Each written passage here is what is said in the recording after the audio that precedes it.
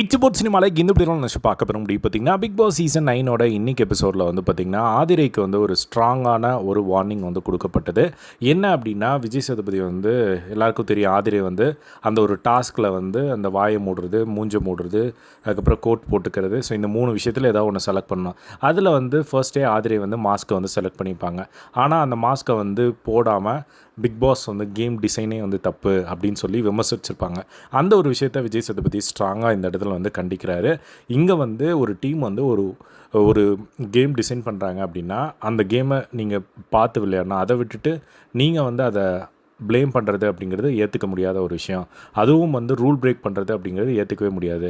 இப்போ உங்களுக்கு அந்த மாஸ்க்கை போட்டுக்கோங்க அப்படின்னு சொன்னோம். ஸோ அப்படி நாங்கள் போட்டுக்கோங்கன்னு சொல்லும்போது, இந்த சீசன் முடிகிற வரையுமா நீங்கள் போட்டுட்ருக்க போகிறீங்க? தயவு செஞ்சு யோசிச்சிருக்கலாம்ல. அது வந்து ஜஸ்ட்டு இந்த ஒரு வாரம் மட்டும்தான் வந்து இருக்க போது. அதுக்கு மேலே நீங்கள் கழட்டி வச்சிட போகிறீங்க. அதுக்கு மேலே வந்து அது இருக்க போகிறதில்ல. அதை யோசித்து நீங்கள் அதை வந்து பண்ணியிருக்கலாம்ல. எதுக்கு வந்து நீங்கள் குற்றம் சொல்லிட்டு இருக்கீங்க? அதெல்லாம் கொஞ்சம் பார்த்து இருந்துக்கோங்க அப்படின்னு சொன்னோன்னே, அதுக்கப்புறம் சரி சார் அப்படிங்கிற மாதிரி சொன்னாங்க. அதுக்கப்புறம் சரி போடுவாங்களா மாட்டாங்களா அப்படிங்கிற ஒரு எக்ஸ்பெக்டேஷன் இருந்தது. பட் அவங்க வந்து பார்த்திங்கன்னா திரும்பவும் அந்த ஒரு மாஸ்க்கை வந்து போட்டுக்கிட்டாங்க. ஸோ அதுதான் வந்து காட்டினாங்க. வெயிட் பண்ணி வந்து பார்க்கலாம் ஃபர்தராக எதுவும் கம்ப்ளைண்ட் பண்ணாமல் கேம் ஆடுறாங்களா அப்படின்னு சொல்லிட்டு. ஸோ இதே மாதிரி எல்லாம் பிக் பாஸ் லைவ் அப்டேட்ஸ் தெரிஞ்சுக்க நம்மளோட சேனலை சப்ஸ்கிரைப் பண்ணி சப்போர்ட் பண்ணுங்கள். தேங்க்ஸ் ஃபார் வாட்சிங்.